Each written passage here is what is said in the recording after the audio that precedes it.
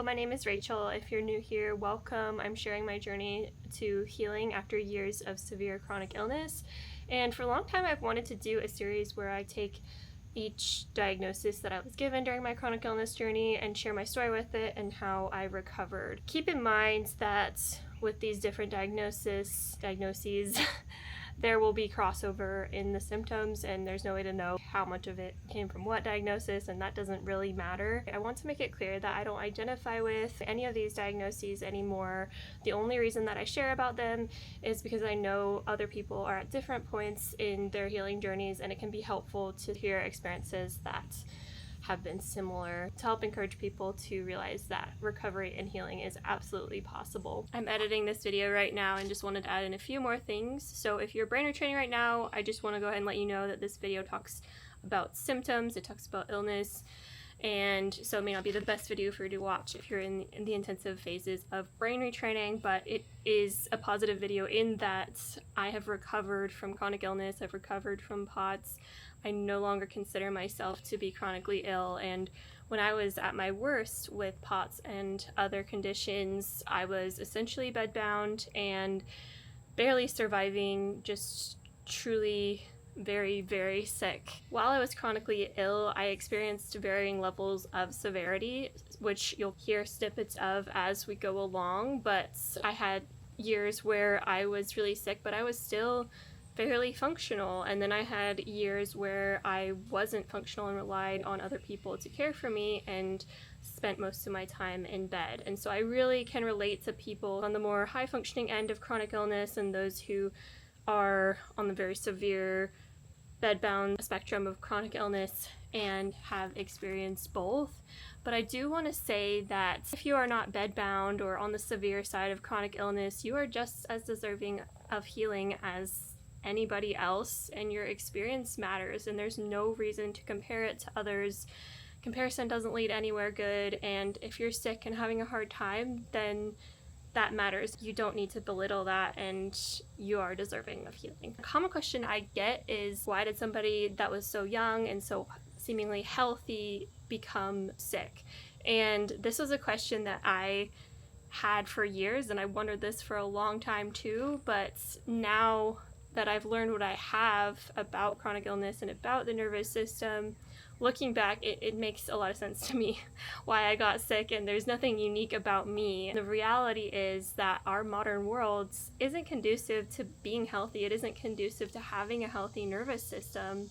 And so looking back, while I was very active and I looked healthy, I was young, I wasn't feeling my body right, and I wasn't taking care of my nervous system. So those two things combined, not fueling my body right, as well as not knowing how to properly rest, those things really can lead up to what we can call a perfect storm with the nervous system, which can tip the body into serious chronic illness. And so when I look back, I can see that there were all sorts of things that contributed to why I got sick. And to me, it really doesn't matter that I figure out the exact trigger or the exact reason, because I know that healing is possible. I'm gonna add in a little picture of a Instagram post that I made describing why I got sick, and I will link that in the description as well. With this video, I'm going to be focusing on POTS, which stands for postural orthostatic tachycardia syndrome. It is a type of dysautonomia,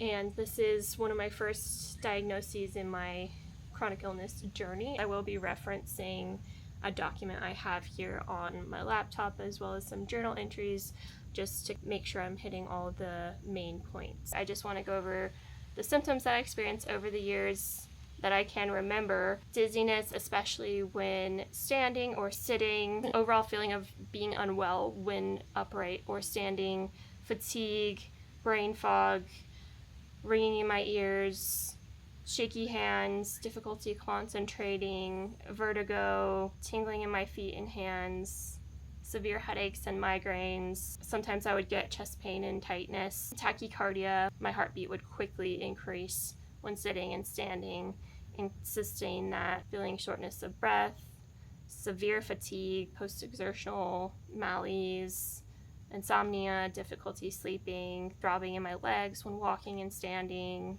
The list kind of goes on, but those are a lot of the main ones.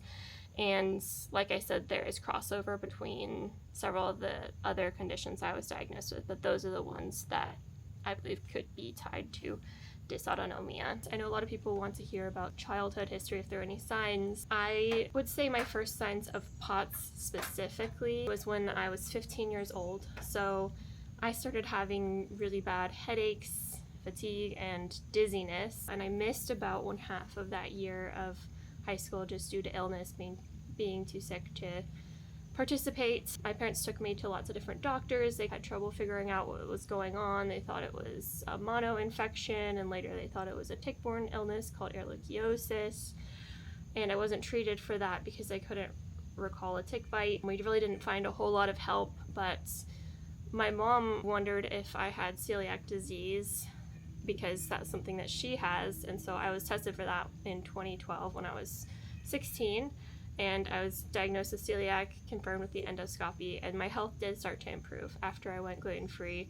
And so this may or may not be related to POTS, but I thought I would include it because that was when I really started to notice the dizziness, fainting-like episodes. I think it was leading up to my perfect storm when I was in college a few years later. After that, I was really able to resume mostly a normal life. I was able to finish out high school. I went to college away from home, and I actually think those were the healthiest years I've had prior to my recovery. I had frequent headaches. Those were manageable. I was a rock climbing coach. I was a climber myself, and I was doing a lot of exercising and training, usually 3+ hours a day, 4 to 6 days a week. So a lot of time doing that while also doing a rigorous college curriculum. So I was definitely one of those high achiever types where I didn't really know how to rest.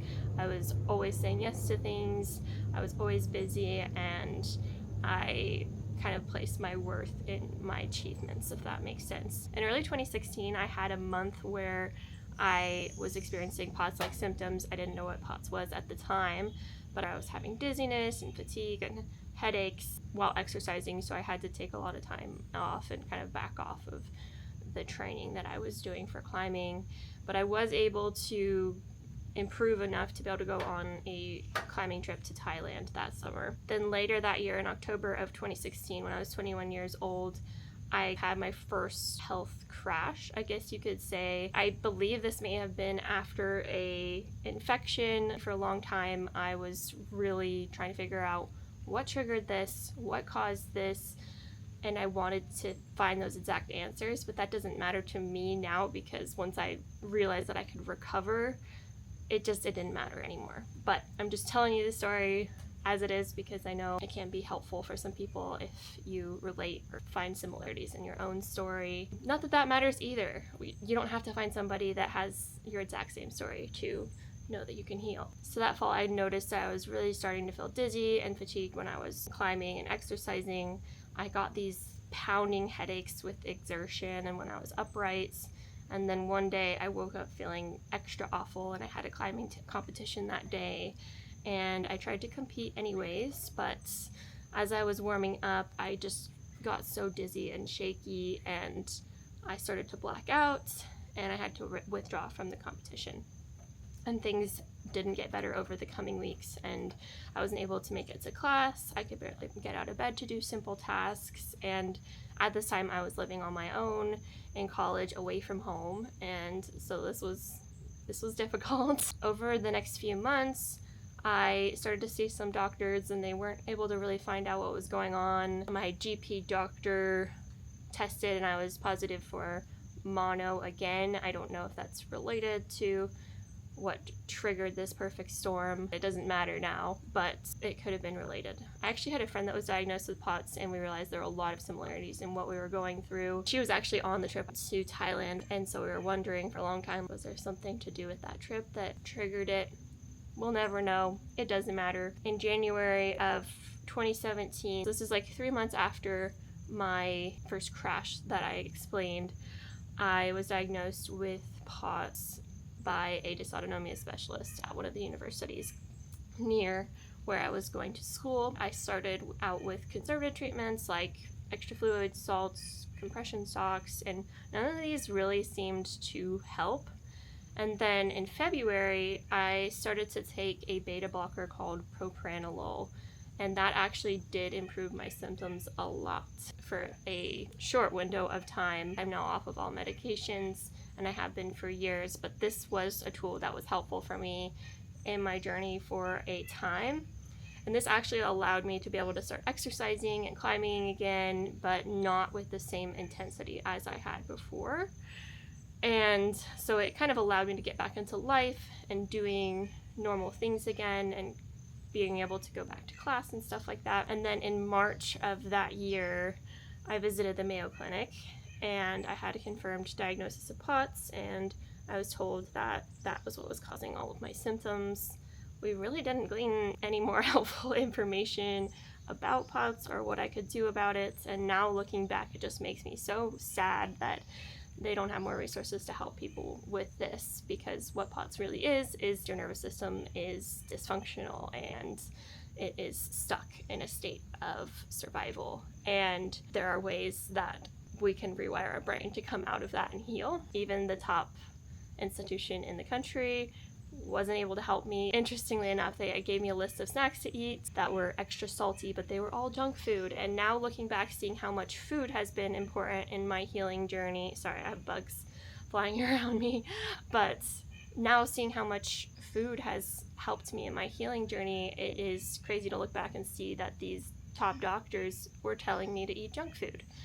And what I really could have done is had a steak to help balance out my blood sugar with adding extra salt. I don't have to eat potato chips made with seed oils to rise my blood pressure, but I digress. In the summer of that year, my POTS symptoms worsened with the heat. When I was sick, I dealt with heat intolerance pretty significantly, so in general, my POTS was worse in the summer and kind of naturally improved in the winter. That fall, my symptoms continued to worsen, and I started to develop jaw issues and was diagnosed with some other conditions. And remember, this isn't going to be a full history of my chronic illness journey because I'm just focusing on POTS specifically, but I know there's a lot of overlap. That was when my jaw dislocated and I was diagnosed with upper airway resistance syndrome. I tried CPAP for that, but that didn't help. I was able to finish up college. That was my last semester when I was sick, and I did most of it online. And then I started to work in the fall of that year. I needed to work from home more because of just my symptoms getting worse, even though my job was literally just a desk job. And all during this, I was dating my now husband, Jake, and he was very supportive throughout the journey, but we waited longer to get married because of this, because I wanted to wait until I got better. But we got to a point where we were just like, okay, I think we should just do this anyway. During the time that I was married, I was still sick, but I was well enough to have a really nice wedding, which was such a blessing. And we were able to go on a honeymoon, and interestingly enough, I probably felt the best of my honeymoon during this whole segment of years where I was really sick.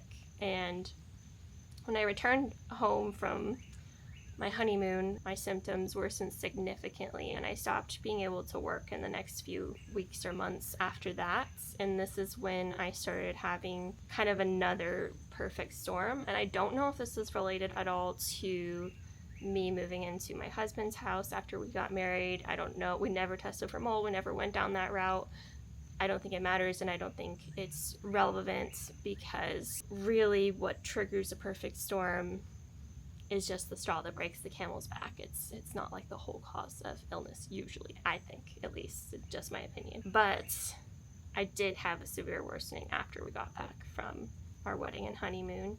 And that's when I was diagnosed with some more conditions like intracranial hypertension and Chiari malformation, EDS. I started having non-epileptic seizures and dystonias, and during this time my POTS was worsening. I was not able to walk as far and was having really significant symptoms all the time. So I was very sick and I wasn't functional. Over the next few years, we were kind of more focused on other conditions, wondering if those were causing my POTS, like the intracranial hypertension or the Chiari. I had surgery for the craniocervical instability and the Chiari. I had stents placed for intracranial hypertension, and I had tethered cord surgery, but even after all of those surgeries, I continued to get sicker and sicker, and I was being recommended more surgeries.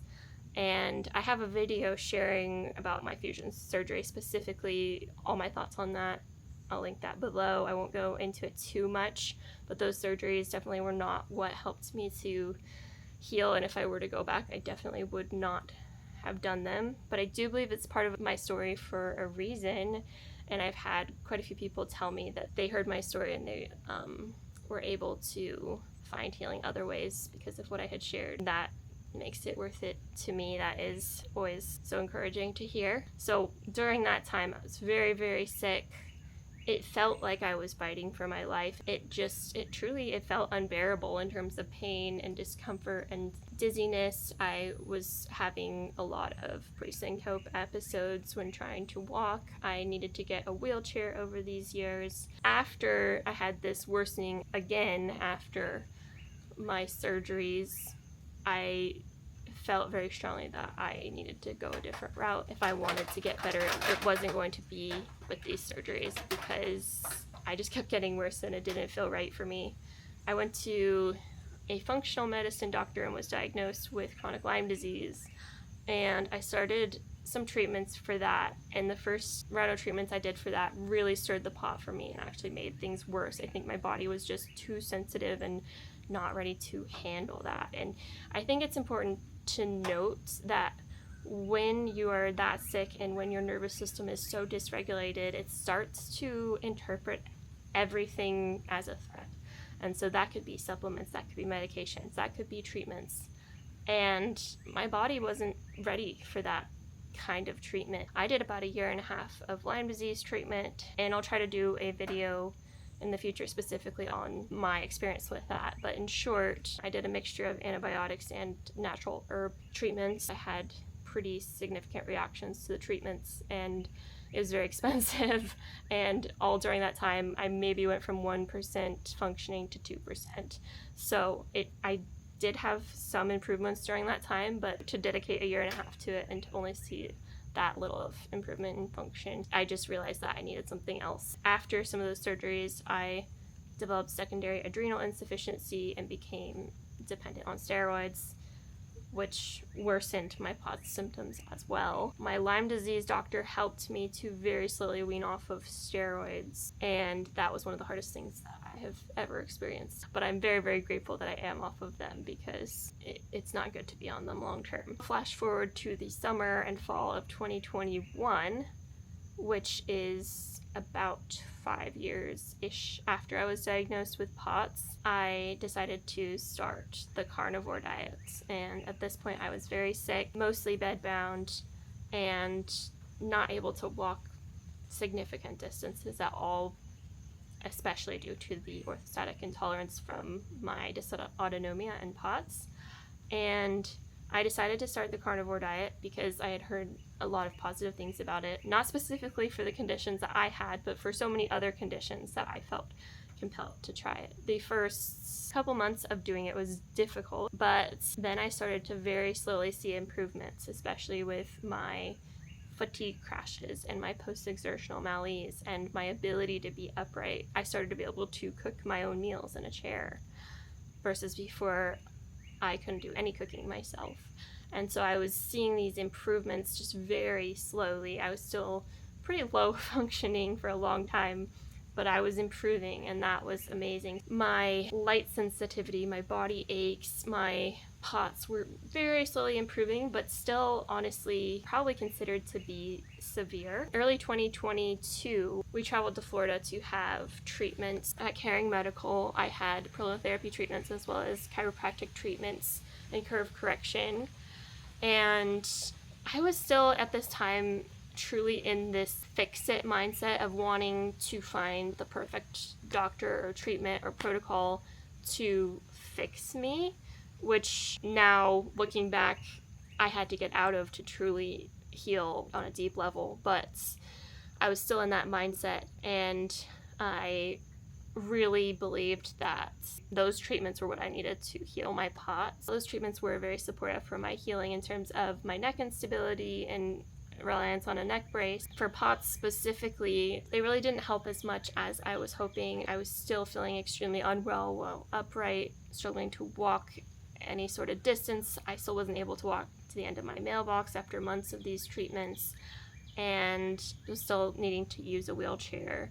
And at that point, I decided to start brain retraining, and I started with a program called DNRS. I have lots of videos on my experience with Prolotherapy, on my experience with brain retraining and DNRS, and on Instagram I have a lot of information about my journey with healing my nervous system specifically. In short, I started this brain retraining program, and I started to basically do visualizations every day where I visualize myself healthy and strong. And in terms of the POTS and the dysautonomia, my ability to walk certain distances and feel well upright, I would incorporate into these visualizations feeling healthy and strong while I was walking, and just bringing in all the five senses of what it would be like to walk and to feel well. And I continued to do that, and within 3 weeks I walked to the end of my mailbox for the first time, and within a month I walked a mile for the first time in 6 years.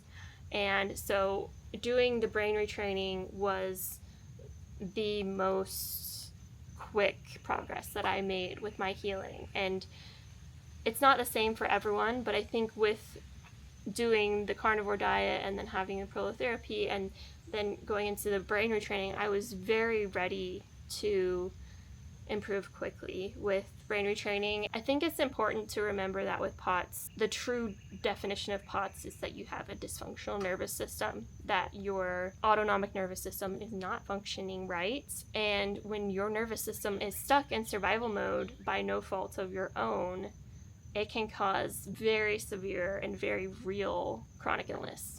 It is not in your head. These are physiological changes that cause real illness and real changes in the function of every cell in your body.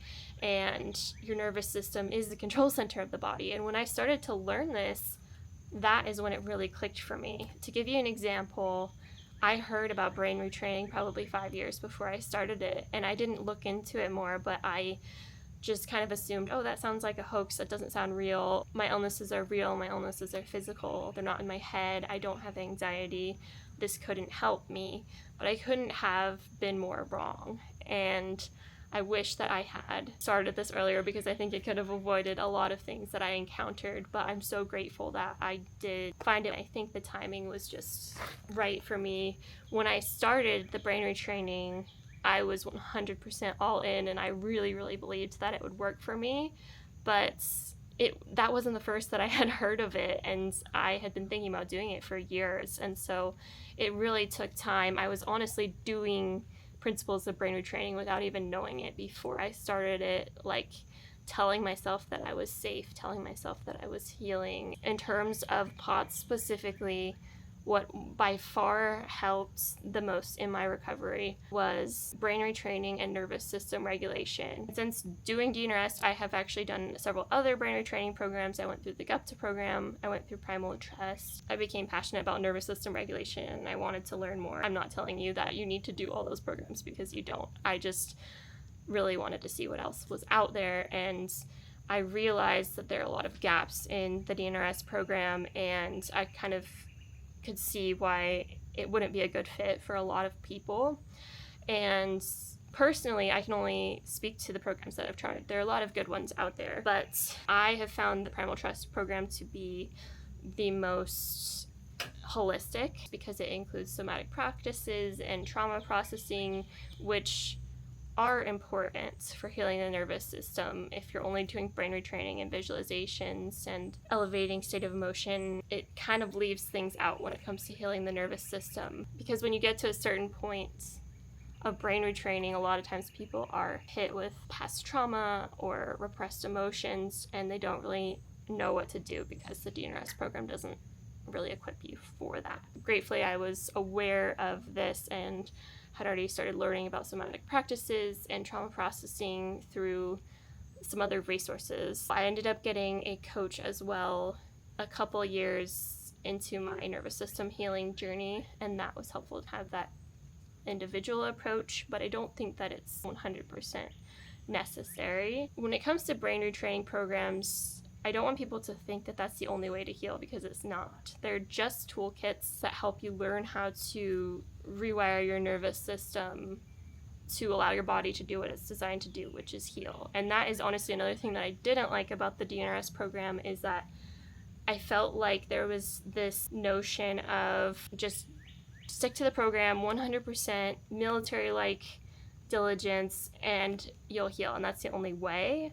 And that never sat right with me, but I was able to kind of just brush that aside and make it my own and do my own thing and not have a perfectionist mindset about it. And I think that's probably why it worked so well for me, because I know that a lot of us with chronic illness have that high achiever, perfectionist tendency, and when you bring that into the brain retraining, that can continue to signal danger to the brain and impede healing. That's why I really liked Primal Trust, because they embrace the idea that our bodies are designed to heal, and healing comes from within, and the program is just a toolkit, and ultimately your healing is going to come from you and what you do. I wanted to mention that most brain retraining programs have some sort of free trial available, so if you're undecided about which one would be best for you, I'd recommend doing one of their free trials or following them on Instagram. Most of these programs also have YouTube accounts where they share healing stories, and so that can be another helpful thing to kind of get an idea of what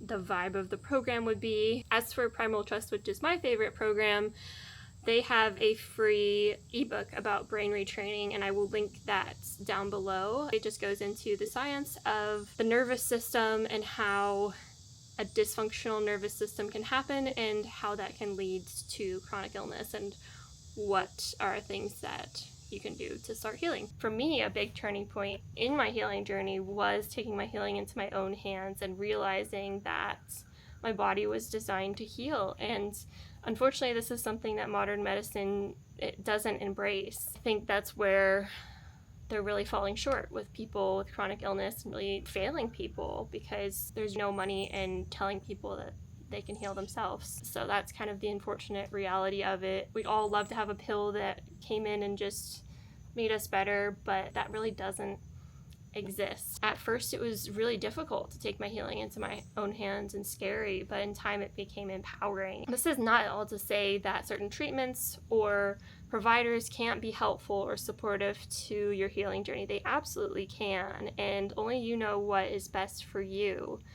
But in the end, our bodies are designed to heal, and the most important part of healing has to come from within. And that was probably the biggest shift in my healing journey, was just realizing that. And that is why I continue to share my story, because I want to encourage people that are in a difficult place. I know what it's like to be really sick and to feel so desperate to get better. I hope that I can help people believe that healing is possible, because it is. So that is my POTS story. I was diagnosed very quickly, but unfortunately modern medicine really didn't have much to offer in terms of actually helping me to heal.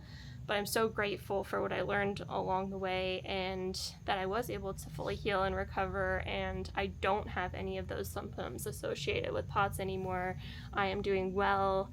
I am able to hike and work and rock climb. I'm able to live a normal life, and now I'm a mother. I am 2 months postpartum. I've recovered from birth well. I'm functioning well even on less sleep, and I think that's a huge testament to how much healing I have seen over the years, and I am so grateful. I'll share up on the screen a picture of an Instagram post I made a while ago that shows things that helped me to heal and things that didn't help me to heal, and I will link that in the description as well. That is something that, again, I can make a whole nother video on, but basically everything that I have been doing to heal from POTS specifically all relates back to healing the nervous system, because that is what is involved with POTS. And so there are lots of ways that you can support your nervous system and guide it back into a place of safety where healing can actually start to take place. Hopefully that's helpful if you've been diagnosed with POTS or dysautonomia and you are in a difficult place right now, just know I'm cheering you on. There's so much hope for healing. Healing from POTS is absolutely possible. I'm not the only person that has recovered. I know there are a lot of testimonies of healing on YouTube. That was helpful for me in my healing, was to get out of those chronic illness support groups that breed fear and negativity, even though people mean well. Getting out of those support groups and coming into communities of people that believed they could heal and that have healed already was so helpful for me in my healing. And just listening to recovery stories, even if those people didn't have the exact same conditions or whatever, just hearing of people healing was so encouraging and helped me to get into the mindset that I could heal too. If you're struggling to believe that healing is possible for you, I have some videos that will hopefully be helpful. I'll link those down below. Make sure to subscribe and follow along on Instagram, and I will look forward to seeing you guys in another video very soon.